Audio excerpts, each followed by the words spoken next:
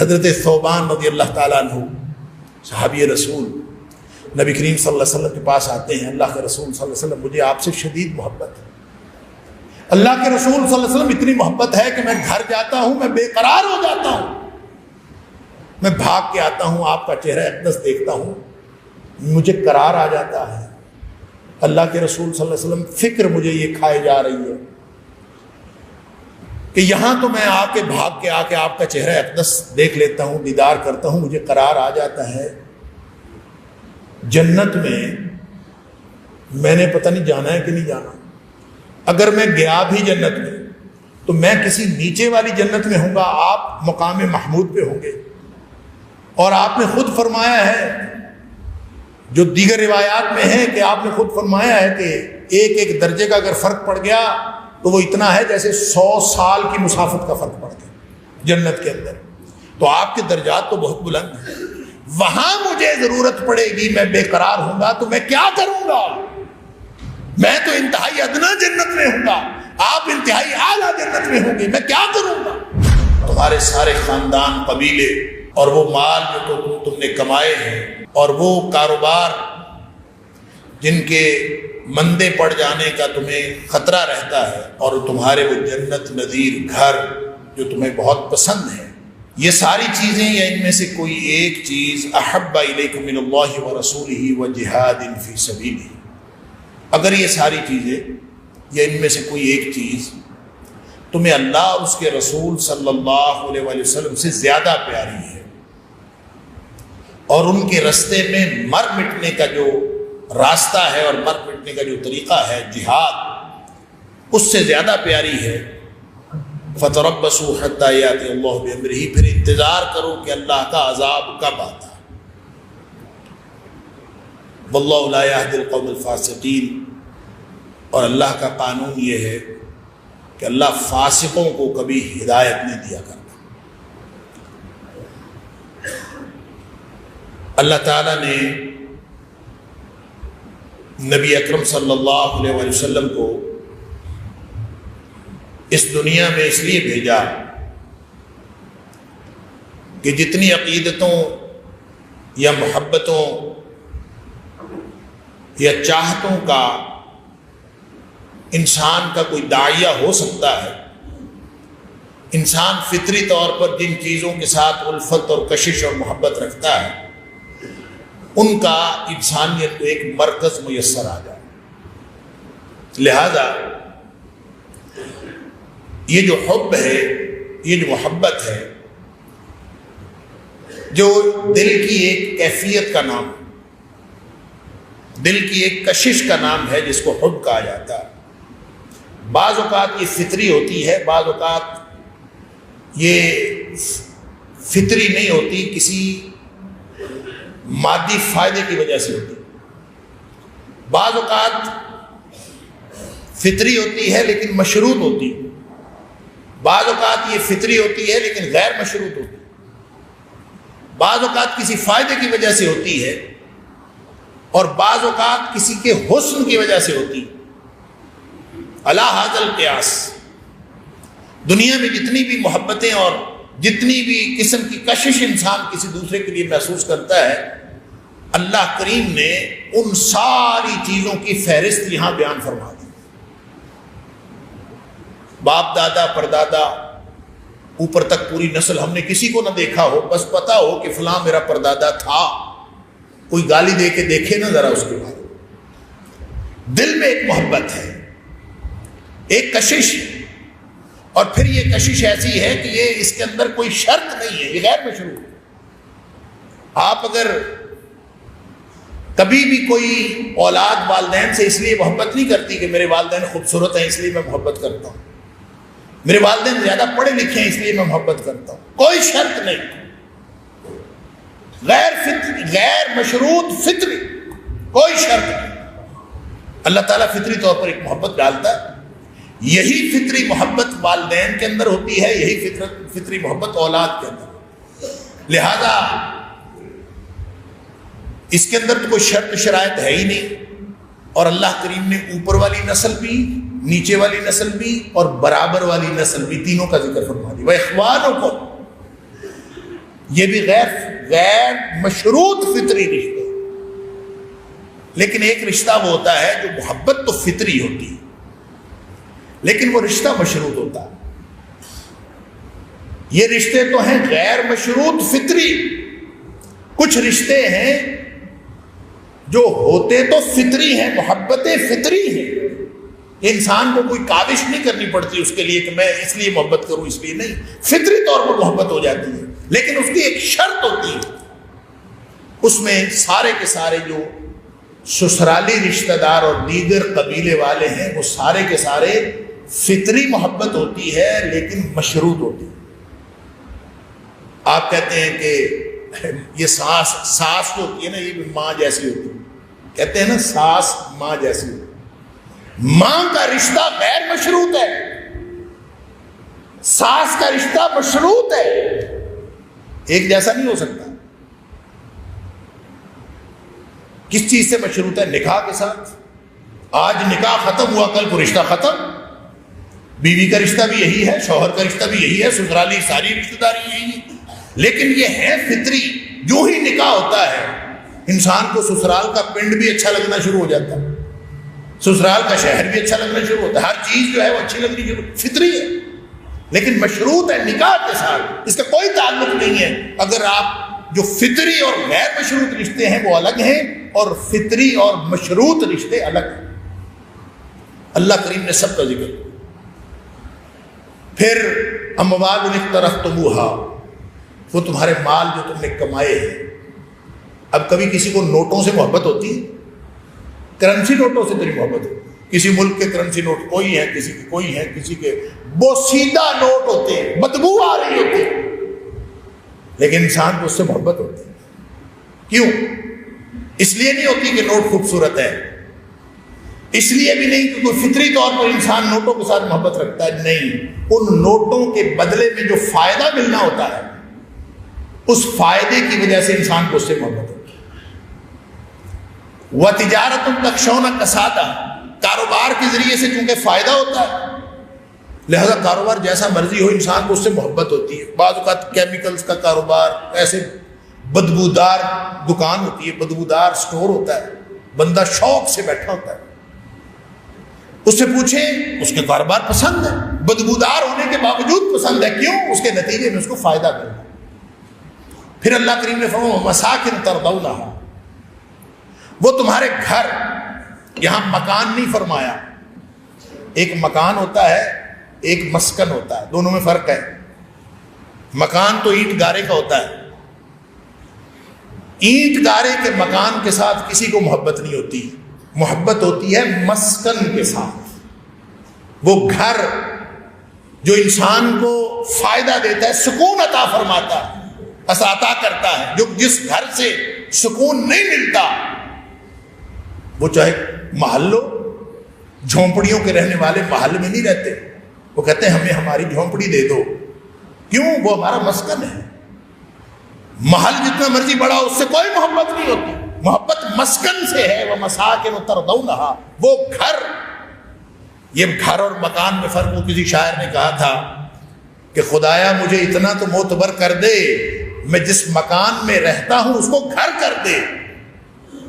گھر اور چیز ہے، مکان اور چیز ہے. اور اللہ کریم نے مساکن ترضونہا فرمایا ہے، وہ تمہارے مسکن جو تمہیں بہت پسند ہے. اور انسان مر مٹتا ہے اپنے گھر کے لیے. اللہ، اور اس کو تقدس بھی اللہ کریم نے عطا فرمایا. نبی کریم صلی اللہ علیہ وسلم تمہارا گھر ہے، چادر چار دیواری کا تحفظ. تمہارے گھر کوئی شخص جھانکے، دراڑ میں سے دیکھے، تم اس کی آنکھ پھوڑ دو، تمہارے اوپر کوئی گناہ نہیں. کیوں؟ اس نے تمہارے گھر کو جھانکا تھا. یہ اس کا تقدس ہے.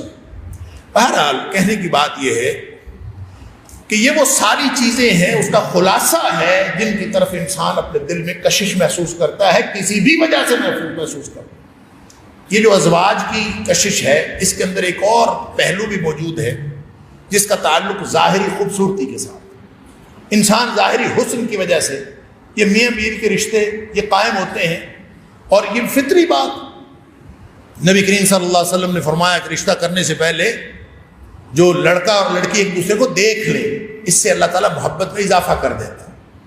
ظاہر ہے ایک دوسرے کو پسند کریں گے، محبت میں اضافہ ہوگا، کشش بڑھے گی، رشتہ زیادہ مضبوط ہوگا۔ لیکن یہ ساری دنیا کی محبتیں، ساری دنیا کے رشتے، یہ ایک طرف، اللہ اور اس کے رسول صلی اللہ علیہ وسلم کی محبت ایک طرف۔ یہی تو امتحان ہے۔ اگر دل میں کشش کسی کی نہ ہو تو امتحان کیسا؟ دل میں کشش اور بھی ہو، ساری دنیا سے محبتیں ہوں، لیکن محبت سب سے بڑھ کر والذین آمنوا اشد حبا للہ، جن کے دل میں ایمان ہوتا ہے ان کو سب سے زیادہ شدید ترین محبت اللہ کی ہوتی۔ اور اللہ کریم نے اپنی محبت کے لیے اور اپنی محبت کے اظہار کے لیے اور انسانوں کو محبت کا مرکز عطا کرنے کے لیے نبی اکرم صلی اللہ علیہ وسلم کو مبعوث کیا۔ قل ان کنتم تحبون اللہ، اے حبیب صلی اللہ علیہ وسلم آپ فرما دیجئے کہ اگر تم اللہ سے محبت رکھتے ہو، اللہ سے محبت کی پینگیں بڑھانا چاہتے ہو، تو ظاہر ہے اللہ سے محبت، جس کو اللہ سے محبت ہو، اللہ تو نظر نہیں آتا، لا تدرکہ الابصار وہو یدرک الابصار، اس سے محبت کرنی ہے۔ کیسے کریں؟ اللہ سے محبت کریں۔ اللہ اکبر۔ تو فرمایا فاتبعونی یحببکم اللہ، اے حبیب صلی اللہ علیہ وسلم ان کو بتا دیجئے کہ میری اتباع کریں، یحببکم اللہ، اللہ تم سے محبت کرنا شروع کرے۔ اس کا مطلب یہ ہے کہ یہ جو اتباع ہے اس کا تعلق کوئی محبت کے ساتھ ہے، اتباع کا تعلق محبت کے ساتھ ہے۔ محبت کے ساتھ اطاعت کا کیا تعلق ہے، محبت کے ساتھ اتباع کا کیا تعلق ہے، اور محبت کا اصل میں تقاضا کیا ہے؟ اللہ کرے میری اور آپ کی، ہم سب کی سمجھ میں یہ بات آ جائے اور ہم وہ تقاضا پورا کرنے میں کامیاب ہو جائیں، تاکہ ہماری محبتوں کا مرکز و محور اللہ کے رسول صلی اللہ علیہ وسلم اور اللہ کی ذات ہو، اس کے علاوہ کچھ نہیں۔ کیونکہ نبی اکرم صلی اللہ علیہ وسلم کو اور آپ کی محبت کو اللہ تعالیٰ نے ہمارے ایمان کا حصہ قرار نہیں دیا۔ یہ ایمان کا حصہ نہیں ہے، یہ عین ایمان ہے۔ محبت رسول صلی اللہ علیہ وسلم، ایک تو یہ بات ہمیشہ ذہن میں رکھیے کہ اللہ کی محبت اور نبی اکرم صلی اللہ علیہ وسلم کی محبت آپس میں کوئی فرق نہیں ہے، اختلاف نہیں ہے اس میں۔ اور دوسری یہ بات کہ محبت رسول صلی اللہ علیہ وسلم یہ ایمان کا حصہ نہیں ہے بلکہ عین ایمان ہے۔ اگر یہ محبت نہ ہو، نبی اکرم صلی اللہ علیہ وسلم کی بات سب سے اعلیٰ نہ ہو، تو آپ مومن نہیں ہو سکتے۔ لا یؤمن احدکم حتی اکون احب الیہ من والدہ وولدہ والناس اجمعین، دنیا کائنات کے سارے رشتوں سے زیادہ میری محبت نہیں ہوگی، تم مومن نہیں بن سکتے۔ بلکہ فرمایا حتی تکون ہواہ تبعا لما جئت بہ، لا یؤمن احدکم حتی تکون ہواہ تبعا لما جئت بہ۔ تم مومن نہیں بن سکتے اس وقت تک جب تک تمہاری خواہش بھی، خواہش نفس بھی اس کے ماتحت نہ ہو جائے جو میں لے کے آیا ہوں۔ نبی کریم صلی اللہ علیہ وسلم کی بات کے مقابلے میں ہر چیز ہیچ نہ ہو جائے، اس وقت تک ایمان ہی نہیں۔ اور پھر ایمان کا محبت کے ساتھ کیا تعلق ہے، اس کے بارے میں بھی دو احادیث سن لیجئے، پھر ہم آپ بات کو آگے لے کے چلتے ہیں اللہ کی توفیق سے۔ نبی اکرم صلی اللہ علیہ وسلم نے فرمایا، بخاری شریف کی حدیث ہے، لا تدخلون الجنہ حتی تؤمنوا، تم کبھی جنت میں داخل نہیں ہو سکتے جب تک تم مومن نہ بنو، جب تک تمہارے دل میں ایمان نہ آئے اس وقت تک تم جنت میں نہیں جا سکتے۔ ولا تؤمنوا حتی تحابوا، اور اس وقت تک تم مومن نہیں بن سکتے جب تک تمہاری آپس میں محبت نہ ہو جائے۔ اس کا مطلب ہے محبت کا تعلق ایمان کے ساتھ، اور آپس میں محبت نہیں ہوگی ایمان نہیں آئے گا، اور ایمان نہیں آئے گا تو جنت نہیں ملے گی۔ پھر خود ہی نبی کریم صلی اللہ علیہ وسلم نے فرمایا، اولا ادلکم علی شیء اذا فعلتموہ تحاببتم، کیا میں تمہیں ایک ایسا نسخہ نہ بتا دوں ایک چھوٹا سا عمل بتا دیتا ہوں، جو تم کرو گے تو تمہاری آپس میں محبت ہو جائے گی. گویا آپس میں محبت ہوگی تو ایمان آئے گا، ایمان آئے گا تو جنت ملے گی. گویا نبی اکرم صلی اللہ علیہ وسلم جنت میں جانے کا نسخہ بتانے لگے. اور نسخہ پتہ کیا بتایا؟ فرمایا افشوا السلام بینکم، آپس میں زیادہ زیادہ السلام علیکم کہا کر. ظاہر ہے یہ السلام علیکم یہ سلامتی کی دعا ہے، یہ محبت کا اظہار ہے. جس کے ساتھ انسان کو محبت ہوتی ہے انسان اس کی خیر خواہی ضرور کرتا ہے، یہ ممکن نہیں ہے اس کی خیر خواہی. لہذا سلامتی کی دعا خیر خواہی کا ایک نشان ہے، ایک علامت ہے. اسی لیے نبی کریم صلی اللہ علیہ وسلم نے فرمایا کہ اگر کوئی شخص السلام علیکم کہے تو یہ تو سنت ہے، اور جو جواب دینا ہے وہ لازم ہے، وہ فرض ہے. اگر کسی نے جواب نہیں دیا تو وہ گناہگار ہوا ہے کہ اس نے اسلام کا جواب نہیں دیا. کیوں؟ اس نے سلامتی کی دعا کی تھی، خیر خواہی کی تھی. تو محبتیں خیر خواہی کرنے سے بڑھتی ہیں. اسی لیے فرمایا تہادو تحابو، آپس میں ایک دوسرے کو ہدیے دیا کرو. السلام علیکم کہنا بھی ہدیہ تو ہے. آپ نے تو فرمایا تھا اچھی بات کہنا بھی صدقہ ہے، حتیٰ کہ اپنے بھائی سے مسکرا کے ملنا بھی صدقہ ہے. یہ ساری چیزیں محبت بڑھانے والی. محبت بڑھے گی تو کیا ہوگا؟ ایمان آئے گا. ایمان بڑھے گا تو کیا ہوگا؟ جنت ملے گی. اس کا مطلب ہے محبت کا تعلق ایمان کے ساتھ. دوسری بات جو نبی کریم صلی اللہ علیہ وسلم نے فرمایا کہ ثلاث من کن فیہ وجد حلاوۃ الایمان. تین باتیں کسی شخص کو اگر مل گئی تو اس کو گویا ایمان کی چاشنی نصیب ہو گئی، اس کو ایمان کی لذت نصیب ہو گئی. ثلاث من کن فیہ، جس میں تین باتیں موجود ہوں گی اس کو ایمان کی لذت اور چاشنی، ایمان کا ذائقہ اسی کو پتہ چلے گا جس میں تین باتیں. اس وہ تین باتیں کیا ہیں؟ فرمایا سب سے تینوں باتوں کا تعلق محبت اور نفرت کے ساتھ، اسی دل کی کشش کے ساتھ، خواہش نفس کے ساتھ، اور دل کی جو انسان دل کے اندر جو لگاؤ اور لانگنگ محسوس کرتا ہے اسی کے ساتھ. فرمایا سب سے پہلی بات یہ ہے ان یکون اللہ ورسولہ احب الیہ مما سواہ. سب سے پہلی بات یہ ہے ایمان کا ذائقہ جس نے چکھنا ہے اس کی پہلی نشانی یہ ہے یا پہلی شرط یہ ہے کہ اللہ اور اس کے رسول صلی اللہ علیہ وسلم کی محبت وہ ساری کائنات کی محبت سے زیادہ ہو. ان یکون اللہ ورسولہ احب الیہ مما سواہ. کائنات ساری ادھر کی ادھر رہ جائے، اللہ اور اس کے رسول صلی اللہ علیہ وسلم کی محبت الگ. اللہ عائشہ صدیقہ رضی اللہ تعالیٰ عنہ فرماتی ہیں کہ اچھے بھلے نبی کریم صلی اللہ علیہ وسلم ہمارے درمیان تشریف فرما ہوتے تھے، باتیں کر رہے ہوتے تھے، خوش گپیاں چل رہی ہوتی تھی، ادھر سے اذان ہوتی تھی، نماز کا وقت ہوتا تھا تو نبی کریم صلی اللہ علیہ وسلم یوں اٹھ کے چلے جاتے تھے جیسے ہمارے واقف ہی نہیں ہیں. ان یکون اللہ ورسولہ احب الیہ مما سواہما. اگر اللہ اور اس کے رسول صلی اللہ علیہ وسلم کی محبت باقی ساری کائنات سے زیادہ نہیں ہوگی تو پھر تو اس کا مطلب ایمان ہوگا ہی نہیں، ایمان کا ذائقہ کبھی نصیب نہیں ہوگا. دوسری بات فرمائی جس میں ہمیں بھی اکوموڈیٹ کر لیا، ہماری فطرتوں کو اکوموڈیٹ کیا، ہماری چاہتوں کو اکوموڈیٹ کیا، ہماری ضرورتوں کو اکوموڈیٹ کیا، ہماری معاشیات، ہماری معیشت، ہمارا معاشرہ، ہماری معاشرت اور انسان کی جو معاشرت پسند فطرت ہے اس کو اکوموڈیٹ کیا.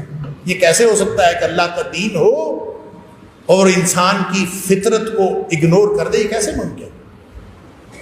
لہذا فرمایا محبت کرو. دوسری نشانی یہ ہے کہ ان یحب المرء، آدمی محبت کرے جس سے کرنی ہے کرے، دنیا میں رہنا ہے. آخر ماں باپ ہیں، بہن بھائی ہیں، بیوی بچے ہیں، اہل محلہ ہیں، بڑے ہیں چھوٹے ہیں، سب کے ساتھ تعلق تو رکھنا ہے.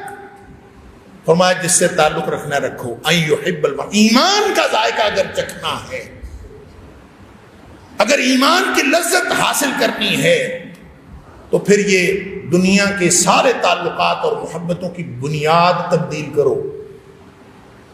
ان یحب المرء لا یحبہ الا للہ. محبت کرو جس سے کرنی ہے، تعلق رکھو جس سے رکھنا، لیکن اللہ کے لیے رکھو۔ لہذا افضل الاعمال الحب فی اللہ والبغض فی اللہ، سب سے بہترین عمل دنیا کائنات کا چوٹی کا عمل یہ ہے کہ محبت ہو تو اللہ کے لیے اور نفرت ہو تو وہ بھی اللہ کے لیے۔ یہ انسان کی محبت کی ڈائمنشن، انسان کی محبت کی اور دل کی کشش کی یہ جہت ہوگی تو ایمان کا ذائقہ نصیب ہوگا۔ اور تیسری بات جو فرمائی اس کا تعلق بھی محبت ہے اور اسی کشش کے ساتھ، چاہتوں کے ساتھ۔ فرمایا تیسری بات اس کے اندر یہ نشانی ہو کہ وہ کفر میں چلے جانے کو اسی طرح ناپسند کرے، ان یکرہ ان یعود الی الکفر، کفر کی طرف لوٹ جانے کو اس طرح ناپسند کرے، اتنی نفرت کرے اس سے، کما یکرہ ان یقذف فی النار، جس طرح آگ میں پھینکے جانے سے نفرت ہے، جس طرح ناپسند کرتا ہے کہ مجھے آگ میں پھینک دیا جائے، اتنا زیادہ اس کو نفرت ہو کفر سے اور عالم کفر سے، اور کفر میں واپس چلے جانے سے اگر یہ نفرت، گویا محبتوں اور دل کی عقیدتوں چاہتوں کا ایک باقاعدہ رخ ہونا چاہیے، ایک جہت ہونی چاہیے، اور وہ جہت کیا ہے؟ اللہ اور اس کے رسول صلی اللہ علیہ وسلم۔ اب آگے آ جائیے کہ اگر یہ محبت ہو تو ایک اور جو پہلو میں نے عرض کیا تھا کہ وہ محبت کا اس کا تعلق خوبصورتی کے ساتھ ہے، اور ایک محبت یعنی آدمی کسی چیز کو خوبصورت دیکھتا ہے دل میں کشش محسوس کرتا ہے، ہم بھی کسی خوبصورت چیز کو دیکھ کر دل میں کشش محسوس کرتے ہیں، ہر شخص کرتا ہے، فطرت۔ اللہ اکبر۔ اور اگر کسی کو خوبصورتی کی وجہ سے کسی سے محبت ہو سکتی ہے تو دنیا میں نبی اکرم صلی اللہ علیہ وسلم سے زیادہ خوبصورت اور کوئی نہیں۔ جابر رضی اللہ تعالیٰ فرماتے ہیں کہ میں کبھی 14ویں کے چاند کو دیکھتا تھا، کبھی نبی اکرم صلی اللہ علیہ وسلم کی چہرہ اقدس کو دیکھتا تھا۔ اللہ اکبر۔ بہرحال اس کی تفصیلات ہیں نبی اکرم صلی اللہ علیہ وسلم کی چہرہ اقدس کی، اور ایک بات جو میں خاص طور پر یہاں عرض کرنا چاہتا ہوں اپنی بات کو مکمل کرنے سے پہلے، کہ نبی اکرم صلی اللہ علیہ وسلم کا جو چہرہ اقدس ہے اس کی حضرت ابو ہریرہ رضی اللہ عنہ کی روایت میں، جو دارمی میں بھی ہے اور مختلف روایتوں میں، اس میں ایک خاص بات ہے، یعنی جو تشبیہات دی گئی ہیں اس میں ایک تشبیہ بڑی خاص ہے کہ نبی اکرم صلی اللہ علیہ وسلم کے چہرہ اقدس کو دیکھتے تھے تو ایسے تھا کأن الشمس طالع، ایسے لگتا تھا جیسے سورج طلوع ہو رہا ہو۔ نبی پاک صلی اللہ علیہ وسلم کے چہرہ اقدس کی ایک ڈسکرپشن یہ ہے کہ ایسے لگتا تھا جیسے سورج طلوع ہو رہا ہو۔ اس کا مطلب پتہ کیا ہے؟ اس کا مطلب یہ ہے کہ سورج کی طرف آپ دیکھیں تو ذرا اگلے لمحے نگاہیں جھک جاتی ہیں۔ نبی اکرم صلی اللہ علیہ وسلم کے چہرہ اقدس کی یہ خصوصیت تھی کہ کوئی بھی نگاہ بھر کے جب دیکھتا تھا نبی کریم صلی اللہ علیہ وسلم کے چہرہ اقدس کی طرف، اگلے لمحے نظریں جھک جاتی تھیں۔ اور اس کو اگر زیادتی اور اضافہ نہ سمجھے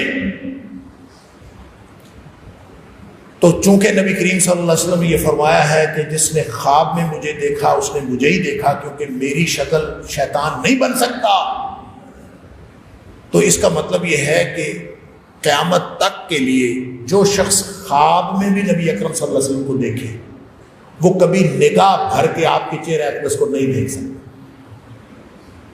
نگاہ بھر کے دیکھے گا تو اگلے لمحے اس کی نگاہیں خواب میں بھی جھک جائیں گی، کیونکہ اس لیے کہ نبی کریم صلی اللہ علیہ وسلم کا چہرہ اقدس اس طرح تمتماتا تھا، اس طرح اس کے اندر ایسا جلال تھا کہ جس طرح سورج کے سامنے انسان زیادہ نظر بھر کے نہیں دیکھ سکتا، فوراً نگاہیں جھک جاتی ہیں، اسی طرح نبی اکرم صلی اللہ علیہ وسلم کی یہ حسن اللہ نے نبی اکرم صلی اللہ علیہ وسلم کو عطا فرمایا۔ لہٰذا اگر خوبصورتی کی وجہ سے محبت کرنی ہے تو نبی اکرم صلی اللہ علیہ وسلم سے زیادہ کسی اور سے محبت نہیں کی جا سکتی۔ اور رہ گئی سیرت، تو سیرت کے بارے میں بعض اوقات انسان کسی سے اس لیے نہیں محبت کرتا، کشش محسوس کرتا ہے کہ وہ خوبصورت ہے، اس کے اخلاق اچھے ہوتے ہیں، اس کا کردار اچھا ہوتا ہے، اس لیے بھی دل میں کشش آتی ہے، تو اس کے لیے تو اما عائشہ صدیقہ رضی اللہ تعالیٰ عنہ کا وہ فرمان کافی ہے کہ کان خلقہ القرآن، نبی کریم صلی اللہ علیہ وسلم کے اخلاق تو قرآن یہ چلتی پھرتی تصویر تھے آپ کا اخلاق قرآن ہی تو تھا. لہذا محبتوں کا مرکز اگر کوئی ہو سکتا ہے تو وہ صرف نبی اکرم صلی اللہ علیہ وسلم کی ذات ہے. کیوں؟ اللہ نے نبی کریم صلی اللہ علیہ وسلم کو مبعوث کیا تاکہ مجھے اور آپ کو، ہم سب کو محبتوں اور چاہتوں کا مرکز مل جائے. اب جس سے محبت ہوتی ہے نا، اس کے دو مظاہر ہوتے ہیں، دو داعیے پیدا ہوتے ہیں انسان کے اندر. کوئی بھی محبت کسی بھی طرح کی، کسی بھی شخص سے محبت ہو تو دو داعیے پیدا ہوتے ہیں انسان کے اندر، یا دو میں سے ایک داعیہ پیدا ہوتا ہے. ایک تو داعیہ یہ پیدا ہوتا ہے جب کسی شخص سے محبت ہو تو انسان سوچتا ہے کہ کبھی یہ مجھے کوئی حکم دے دینا، مجھے کوئی بات کہہ دینا تو میں اس کی بات پوری کر کے اپنی محبت کا ثبوت دوں. یہ داعیہ پیدا ہوتا ہے ہر شخص کے، اور وہ اشارہ ابرو کا منتظر رہتا ہے کہ مجھے کوئی بات کہے، میں اس کی بات پوری کر کے اس کے ساتھ محبت کا عملی ثبوت پیش کروں.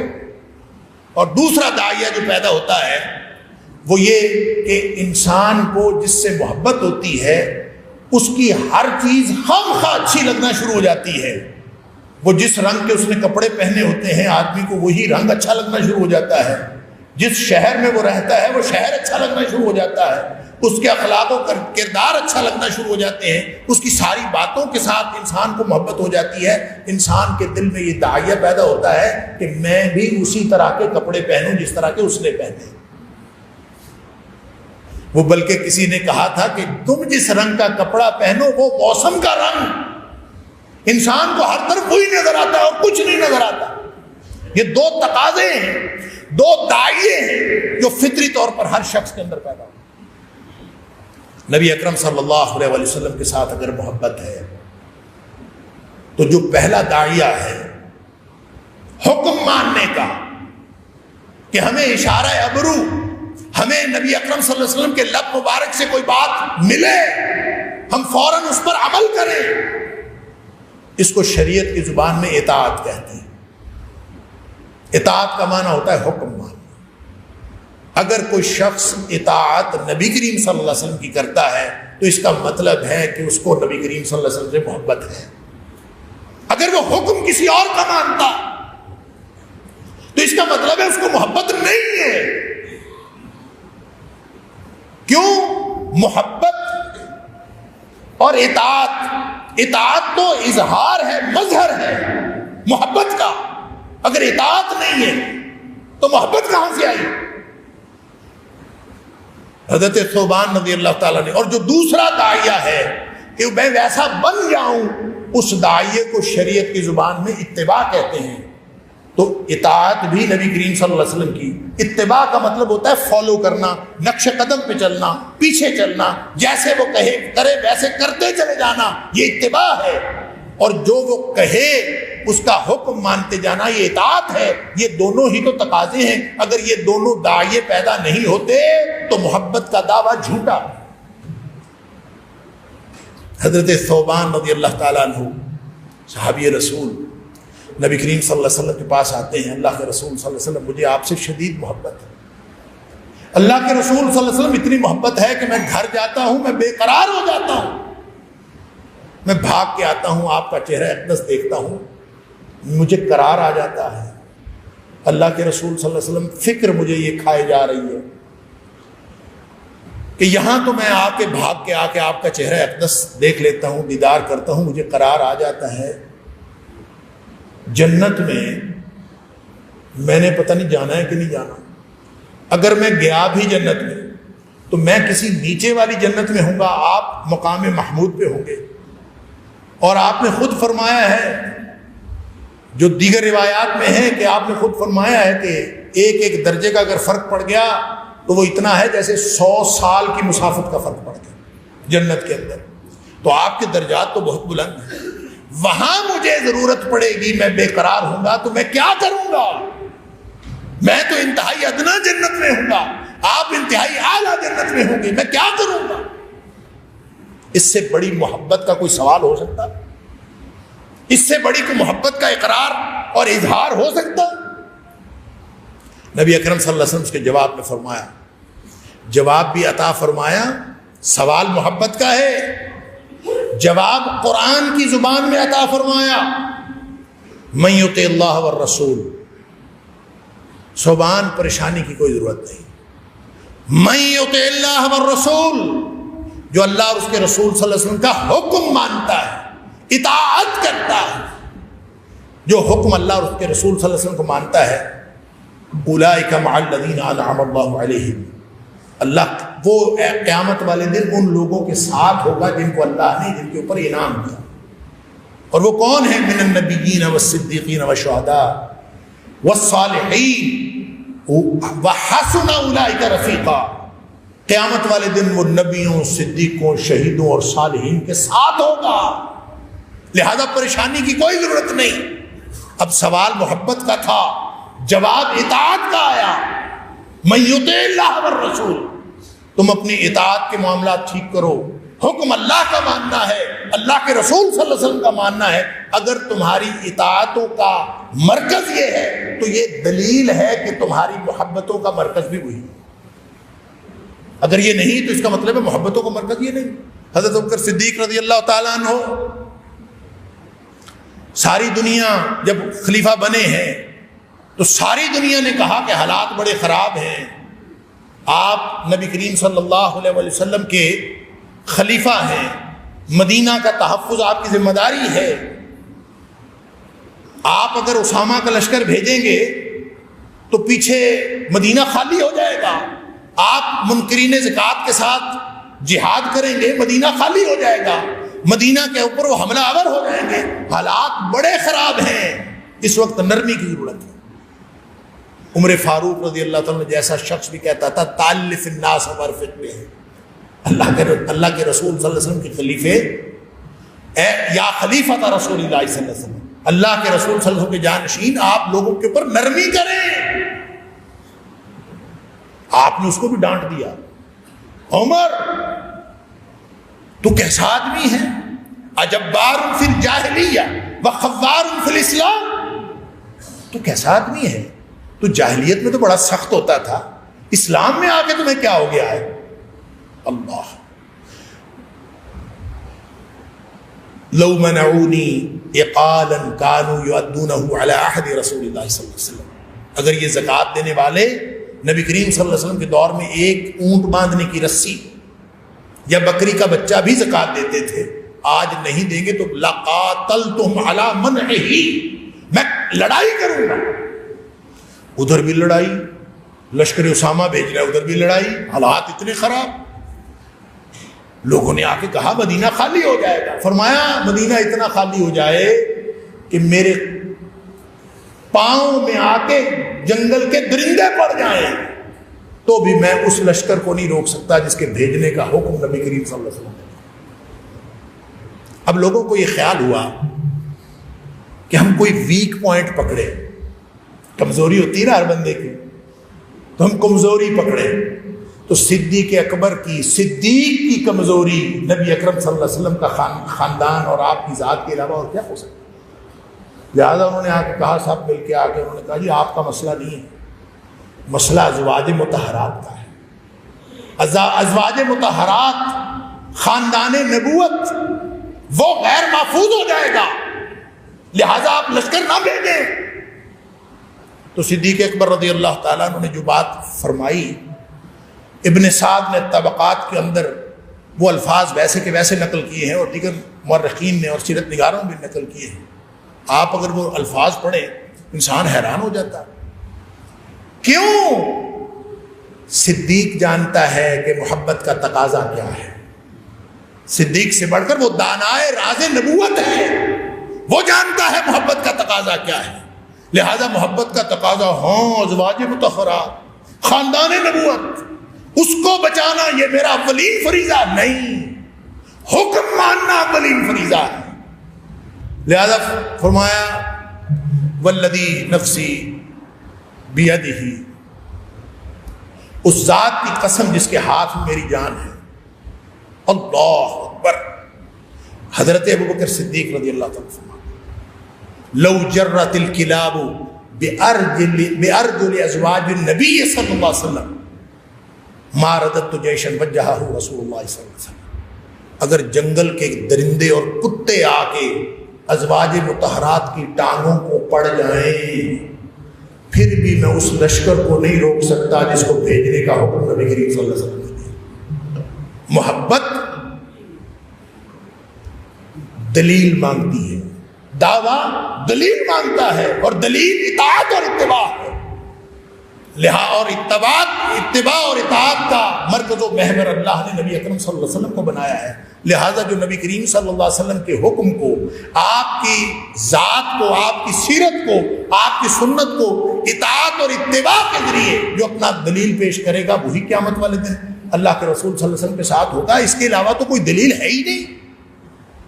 ہر امتی جنتی ہے. آپ نے فرمایا کل امتی یدخلون الجنہ.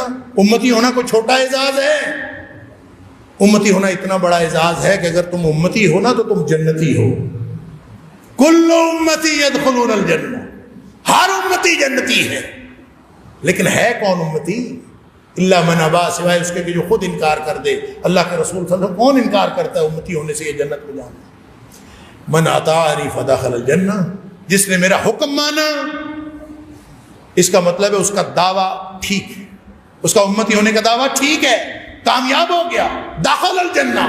ومن عصانی، اور جس نے میری نافرمانی کی، فقد ابا، وہ تو ایسے ہی ہے جیسے اس نے میرا امتی ہونے سے انکار کر دیا. آخری حدیث سن لیجئے، وقت ہو گیا. حضرت معاذ بن جبل رضی اللہ تعالیٰ، اللہ اکبر، خود فرماتے ہیں کہ جب مجھے نبی کریم صلی اللہ علیہ وسلم نے یمن بھیجا نا، یہ جو حضرت معاذ بن جبل رضی اللہ تعالیٰ نے، یہ بھی ایک عجیب داستان ہے، کیس سٹڈی ہے. حضرت معاذ کی رضی اللہ تعالیٰ عنہ کی زندگی پر بڑی تحقیقات ہونی چاہیے. کیوں؟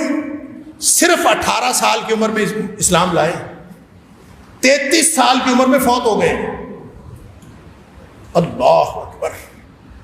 صرف 15 سال ان کی زندگی ہے، اسلام کی زندگی، اور اتنا دین کا سرمایہ اور ذخیرہ ہے، اور اتنے کام ہیں جو حضرت معاذ رضی اللہ تعالیٰ نے کیے ہیں. اللہ اکبر. یہ کوئی خاص معاملہ ہے اور خاص ہستی ہیں، سارے صحابہ خاص ہیں، لیکن اللہ نے جو ہر ایک کو اپنا اپنا مقام و مرتبہ دیا ہے.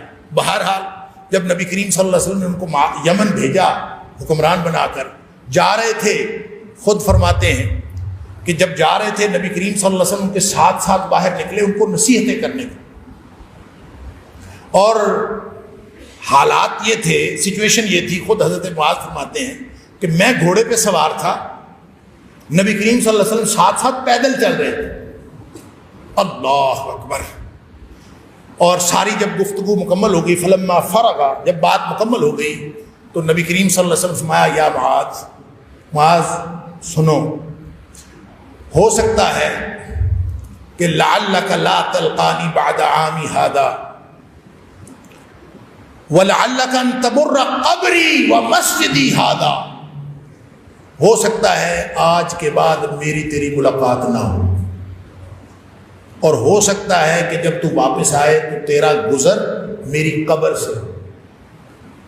اللہ. آپ یہ بتائیں، ایک بندہ پہلے ہی سفر پہ جا رہا ہو، سفر پہ جاتے ہوئے دل ویسے ہی نرم ہوا اور پھر نبی کریم صلی اللہ علیہ وسلم کے ساتھ تعلق، اور پھر جاتے ہوئے یہ سوچنا، آدمی پتہ نہیں کیا سوچیں آ رہی ہوتی. اوپر سے نبی کریم صلی اللہ علیہ وسلم نے خبر ایسی سنا دی کہ ہو سکتا ہے کہ میری تیری آخری ملاقات ہو، اس کے بعد میری تیری ملاقات ہی نہیں، اور تو واپس آئے تو تیرا گزر میری قبر سے ہو. اللہ اکبر. حدیث کے الفاظ ہیں فَبَكَى مَعَاذ خَشَعًا لِفِرَاقِ رسول اللہ صلی اللہ علیہ وسلم، یا فرمایا، یا حدیث کے الفاظ ہیں جَشَعًا لِفِرَاقِ رسول اللہ صلی اللہ علیہ وسلم. دونوں طرح کے الفاظ، معنی ایک. نبی کریم صلی اللہ علیہ وسلم کے جدائی کا تصور کر کے معاذ رضی اللہ تعالیٰ کی چیخیں نکل گئی. اللہ کے رسول صلی اللہ علیہ وسلم بس آخری ملاقات، اس کے بعد جدائی. اب ظاہر ہے سفر پہ بھی جا رہا ہے، اور صحابی کی محبت نبی کریم صلی اللہ علیہ وسلم کے ساتھ. ہمارے بر صغیر کے ایک عالم کہا کرتے تھے کہ صحابہ کرام کی زندگیاں دیکھیں اور نبی کریم صلی اللہ علیہ وسلم کے ساتھ اطاعت اور اتباع کا تعلق دیکھیں، محبت کا تعلق دیکھیں. تو ایسے لگتا ہے کہ نبی کریم صلی اللہ علیہ وسلم اگر صحابہ کرام کو حکم دیتے نا کہ مجھے اپنی کھال اتار کر اس کا جوتا بنا کے دو، میں نے وہ پہننا ہے، تو صحابہ کی محبت کا عالم یہ تھا کہ وہ اپنی کھال اتار کے جوتا بنا کے پیش کر دیتے، اتنے جانثار تھے ان کی محبت۔ لہذا فبقا معاذ جشعا لفراق رسول اللہ صلی اللہ علیہ وسلم، آپ کی جدائی کا تصور کر کے معاذ رضی اللہ عنہ کی چیخیں نکل گئی۔ لگتا یوں ہے کہ وہ پھر سچویشن ایسی ہو گئی، نبی کریم صلی اللہ علیہ وسلم سے لگتا ہے دیکھا نہیں گیا، تو روایت کے الفاظ ہیں ثم التفت فاقبل وجهه نحو المدینہ، نبی کریم صلی اللہ علیہ وسلم سے لگتا ہے دیکھا نہیں گیا، جا رہے تھے مدینہ سے باہر، آپ نے اپنا چہرہ اقدس مدینے کی طرف کر لیا۔ یعنی آپس میں جب بندہ بہت جذباتی ہو جاتا ہے، محبت تو دیکھیں، انتہا تو دیکھیں، سچویشن کا اندازہ تو کریں۔ تو نبی کریم صلی اللہ علیہ وسلم نے فاقبل وجهه نحو المدینہ، آپ نے مدینہ منورہ کی طرف اپنا چہرہ اقدس فرما لیا، اور پھر آپ نے کہا معاذ پریشانی کی کوئی بات نہیں، ان اول الناس یوم القیامت بی، قیامت والے دن میرے ساتھ ہوں گے سارے لوگوں میں سے وہ لوگ المتقون جنہوں نے زندگی اللہ کی ناراضگی سے بچتے ہوئے گزاری اور اللہ کی خوشنودی حاصل کرنے کی تڑپ میں گزاری، وہ متقون ہیں، اور جو متقون ہوں گے وہ قیامت والے دن میرے بالکل ساتھ ہوں گے، حیث کانوا ومن کانوا، وہ جو کوئی بھی ہوں، جہاں کے رہنے والے ہوں۔ تو یمن جا رہا ہے نا، وہ چاہے پاکستان کے رہنے والے ہوں، چاہے وہ برطانیہ کے رہنے والے ہوں، چاہے وہ دنیا کے کسی خطے کے رہنے والے ہوں، من کانوا وحیث کانوا، جہاں کے بھی رہنے والے جو کوئی بھی ہو، اگر وہ اس معیار پر پورا اترتے ہیں تو قیامت والے دن وہ میرے ساتھ۔ اللہ تعالیٰ مجھے اور آپ کو، ہم سب کو محبت، اطاعت اور اتباع کے اس معیار پر پورا اترنے کی توفیق عطا فرمائے۔ وآخر دعوانا الحمدللہ۔